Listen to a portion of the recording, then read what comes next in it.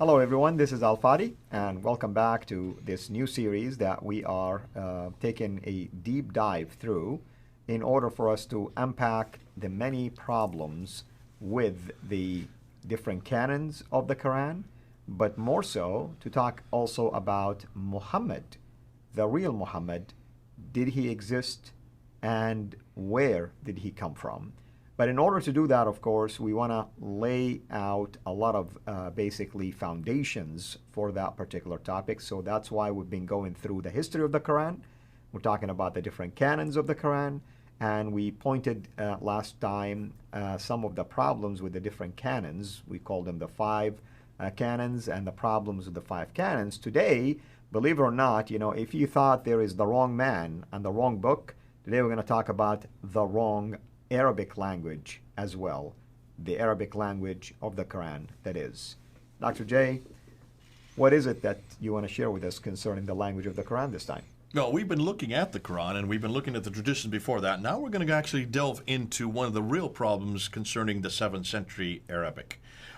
This is something that's only been coming out since then, about 2018, where Al-Jalad wrote his book on this, and then Mark Dury, Dr. Mark Dury, who you know very well, has moved on from there. Dr. Mark Dury got his doctorate in linguistics, so he understands this perfectly. And he's saying, isn't it fascinating? Let's look at the slide and you'll see why. Let's go up and take a look at there you're looking at Arabia there on the map. Fascinating when you look and you see what the traditions are saying. They all say that everything happened right here where the green rectangle is. That's the Hijaz. Hijazi language, Quraishi, let's call it maybe. And that would be the area of Mecca and Medina. And that's where Muhammad lived, supposedly. That's where he grew up. That's where he learned his language. That's where the Quran was revealed. And we've said this over and over again. The Quraishi dialect would come from that green rectangle there. Right. That's fine until you open the Quran itself. When you open up the Quran and you've read the Quran in Arabic, there it is in Arabic. And if you take a look at all of these qira'ats, they are all in Arabic. That's right. But there are some problems because the Arabic in these Qurans and here do not come from that area that's on the map there.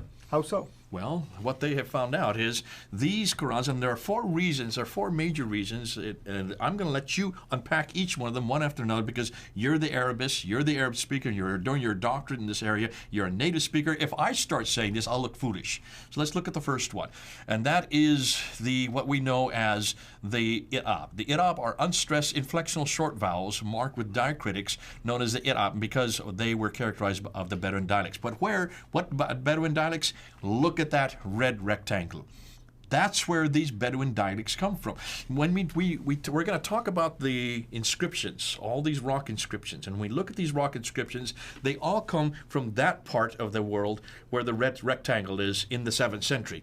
And you have people like Ahmed al-Jallad actually are doing a lot of work on this in this field. And that's right. And he's noticing that they have the tar marbuta. What is the tar marbuta? Explain that to people. Well, basically, as you can see, it looks like, a round shape with two dots on top of it. And it's kind of like an ending of a word. These are all speaking. endings. Exactly. And so it's the at sound that comes at the end of the word. That's right. And that is like Jannah, the word Jannah. It ends with a ta marbuta. Ta marbuta, and you can see, Hikmah, things like that. And you see them all through the Quran that we have in our hand today. Yeah. This is not found in any of the Arabic that would have been in the Hijaz or any of the Arabic that would have been south. We're going to get to that, what Arabic was there at this time. Hold on to that. Let me show you another example that you find all through your Quran, and that's the Alif Maksura. What's the Alif Maksura all about? Alif Maksura, basically, it sounds like Alif, which is kind of like when you say Ala, right? It sounds like you're putting the letter A, or maybe you're extending, right? And you're extending your voice, Ala. But you don't write it with an Alif like the traditional Alif, which is like a vertical line. You write the vertical line as weakly a little bit. That's why we call like it an S shape, meaning like it was bent. Like a backwards bent S, so exactly. it'd be like a two symbol. Right. And this, well, actually, no, it's S-shaped. It is S-shaped, and it's always at the end of the word again. So this is another one of these unstressed final vowels. And then we have a fourth one that Jalad brings up, and that is the definite article. What's the definite article? That's a prefix, basically, at the beginning. This is like the letter, the definite article, the, or in the Hebrew, ha, H-A, we write in English. Here, when you add al to something, it becomes defined like al-Jannah, the, basically, heaven. So now you're defining it that way. In the Hebrew, ha. Right. Like ha, theos is the famous one in Exactly. John 1:1. Exactly. Now, if this is the case, these are found, and you have seen these over and over again, these are found in the Quran, these are found in the Arabic that you use, these are found in the Arabic that is well used all through the Quran, right? Yeah. So far, so good. Until you go back and see what was existing in the 7th century at that time. Because according to everything we have seen, and this Jalad is bringing this up, the Arabic that existed in the 7th century is not that Arabic. The Arabic that exists in the 7th century is Sabaic Arabic. Which is Saba'ian, from the kingdom of Saba down south, which is modern-day Yemen. Yemen and Oman, that area, Yeah. and what known as the Hadramat area in the southern part of the peninsula. Basically where you see that big red square is there on the map. That's the Sabaic Arabic. If the Quran had been written in that Arabic, it would not have had the Tar Marbuta or the Alif Maksura or the definite article, because those don't exist in the Sabaic Arabic. Okay, so let's unpack it for people. Linguistically speaking, the presence of these features, linguistic features, indicate yet again a northern origin, not a southern or Exactly. at least Hijazi origin. And that's why the conclusion is the Quranic Arabic, the Nabatean Aramaic, existed 600 miles further north, while the 7th century Arabic of the Hijaz, Sabaic, from the Sabaeans, coming from the Yemen area, would have accommodated the text of the Quran had it been used, eradicating the Qira'at problems later on. What are we talking about there? We mentioned this in the last episode.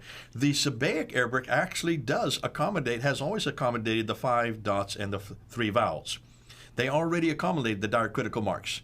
They already had the vowelization written in them. But when this book was written, we do know the earliest manuscripts, we have them, they're on file. You can go to the Topkapi Museum and see the Topkapi. You can go to to Paris and see the Petropolitanus. You can come to London and see the Ma'il. You can go down to Cairo and see the Husseini. You can get out to Sana'a and see the Sana'a. You can go to Uzbekistan and see the Tashkent, the Samarkand. These are the 6 major manuscripts. They do not have dots. They do not have vowels. The earliest 7th century Nabatean Aramaic did not have dots and vowels. They just had 16 consonants, proving that this Quran could not have been written in Sabaic Arabic. Otherwise, they would have all the dots and vowels written in them. This Quran, with the Tar Marbuta, Alif Maksura, the definite article, the Al, all of them that are included in it would have been written up in the north, about 600 miles further north. Right. And that's why we need to be careful. This is something that Muslims are not aware of. This is something we know that is new. It's research. It's just been out in the last 2 years. This is brand new. And that's why it's, again, placing the Quran too north and too far distant. Not only too far distance in distance as far as miles, it's also too far distance in time. So Jay, I mean, you've been doing this conundrum series. If you can give people just a quick overview of what you've been doing. You have the conundrum concerning the Qibla, right? I have five Qs. Right, and you have the one related to Qira'at. There's the other Q. You have one related to the coins, which is... There's the other Q. We forgive you. I know, I don't know how to spell. But then what are the other 2? And then the Quran itself, the Quran manuscripts. Right. And then the quest. And the quest is what we have been going, and this whole series is that last one. This whole series is the quest for Muhammad. We're trying to find him. And you have that character, what is his name? Where is Wali?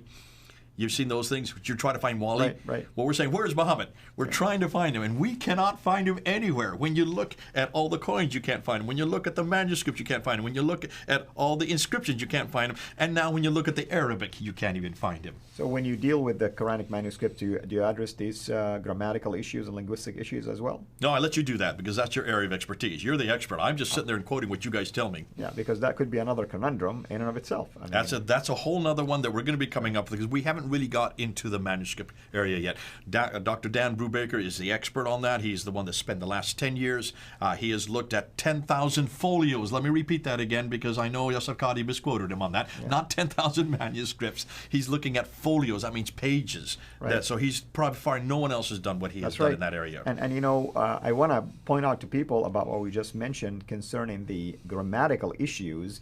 The reason why scholars like Al-Jalad, for instance, whom I have a lot of respect for his research, can tell you things like that this is Sabaic or Nabatean, because they look at rock inscriptions, actually, that date to those days. This is how it's not like just a manuscript, not rock inscriptions that are either south in Yemen area or surrounding area, or Hadramaut, for instance, or in the Nabatean area. So this is how they know the difference, linguistically speaking. And those are evidence on the ground from the century that we're talking about, not from the 8th or 9th or 10th century. These are 7th century pieces of evidence. That's right.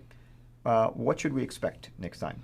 Well, what we want to do for the next time is we want to go into and look at now Muhammad himself. We want to go and ask these questions. Where does he come from? What are we finding out about him? And what I really want to look at are the coins. This is the third Q, or in this case C. I want to look at the coins because by far this is the most devastating. We're going to get into that. It's exciting. I know this will be new for you. It'll probably be new for all those who are watching. Watch and see what we can show you now with the coins. All right. He said, you heard the man. He said, watch and see. I'll tell you, come and see, because when you do, you will be able to enjoy the rest of this series. Until we meet again next time, have a blessed day. Thank you so much for taking the time to watch this video. We can't make these quality videos without the help of partners like you. So please consider becoming a Patreon supporter today at patreon.com/Sira International. I want to make sure you always get notified when we release a new video, so please click the bell to be notified, and of course, make sure to subscribe to this channel. If this video was helpful to you, please click the thumbs up. Thank you.